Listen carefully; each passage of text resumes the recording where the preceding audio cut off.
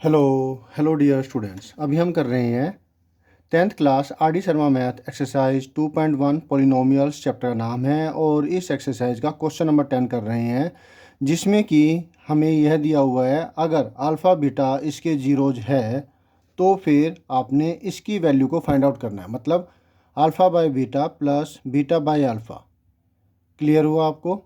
Simple है। Alpha और beta ये तो जीरोज है, इसके और कोफिशिएंट्स के बीच में रिलेशनशिप हम निकालेंगे, यानी कि सम ऑफ जीरोज क्या होता है और प्रोडक्ट ऑफ जीरोज क्या होता है, और फिर इसकी वैल्यू को फाइंड आउट कर देंगे। लेकिन इससे पहले इसको सॉल्व करना पड़ेगा, सिंप्लीफाई करना पड़ेगा। अल्फ़ा प्लस बीटा और अल्फ़ा इंटू बीटा इस फॉर्म में इसे कन्वर्ट करना पड़ेगा।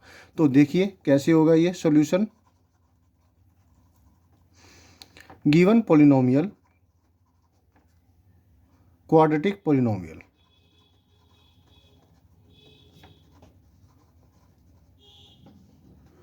वो है 6x² प्लस x माइनस 2 और इसे नाम देंगे 1।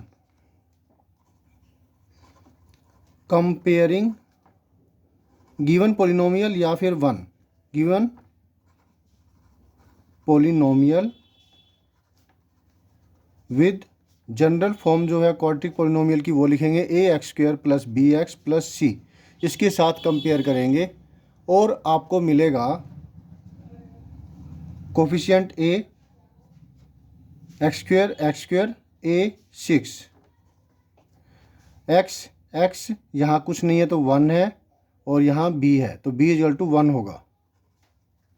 एंड c कांस्टेंट वैल्यू है, वो यहाँ पर जो कांस्टेंट है वो c होगा, तो c इक्वल टू -2। अब सम ऑफ जीरोज मतलब अल्फ़ा प्लस बीटा वो बराबर हुआ -b/a के। -b की वैल्यू है 1 और a की वैल्यू है 6, -1/6। प्रोडक्ट ऑफ जीरोज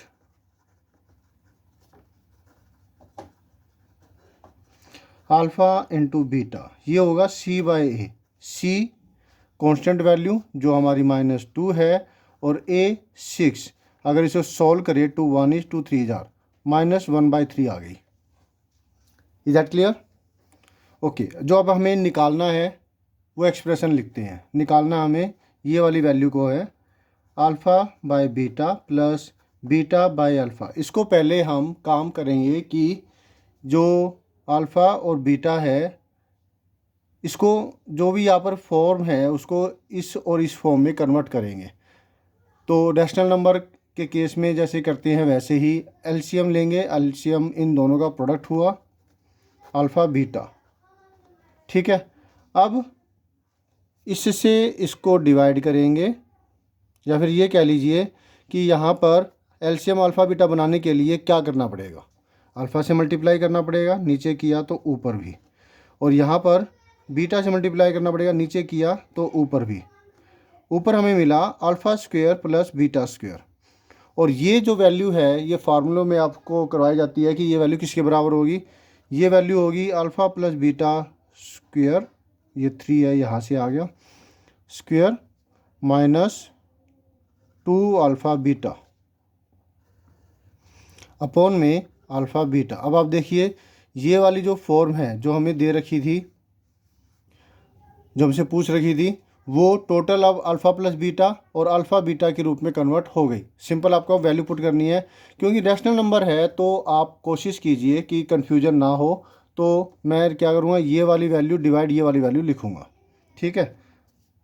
मतलब अल्फ़ा प्लस बीटा का स्क्वायर जो कि है -1/6 square -2 alpha beta, alpha beta alpha into beta -1/3, और इसे लगा दिया स्क्वायर ब्रैकेट में, पूरे को स्क्वायर ब्रैकेट में लगा दिया, divide alpha into beta, alpha into beta -1/3 है। Is that clear? यहाँ हमें मिलता है स्क्वायर ब्रैकेट के अंदर माइनस की पावर 2 है तो प्लस हो जाएगा, 1 की पावर कुछ ही हो 1 हो जाएगा, 6 पावर 2 36, 1/36 आया इससे। कैसे आया समझ में आ गया। माइनस माइनस हुआ प्लस, 2/3 और डिवाइड को मल्टीप्लाई में बदलेंगे तो इसका रेसिप्रोकल हो जाएगा -3/1। क्लियर है। एलसीएम लेंगे। अब 3 और 36 का एलसीएम होगा 36, क्योंकि 36 3 का मल्टीपल है, तो यहाँ 36 बनाने के लिए 12 से मल्टीप्लाई करना पड़ेगा और ऊपर भी। ठीक है। 24 + 1 हुआ 25, 25/36, 25/36 इसकी वैल्यू आ गई। मल्टीप्लाई में माइनस का 3/1, 3 1 इज 3, 12 जार, तो -25/12। अगर इसे मिक्स्ड फ्रैक्शन में कन्वर्ट करना है, मिक्स्ड फॉर्म में कन्वर्ट करना है, वैसे तो ये आपका आंसर हो गया है।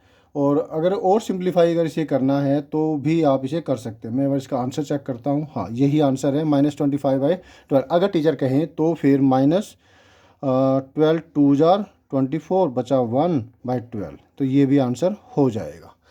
ठीक है। होप सो आपको अच्छे से समझ में आ गया। कोई डाउट हो तो कमेंट करके पूछिएगा। मिलते हैं नेक्स्ट वीडियो में। Always have a great time. Bye.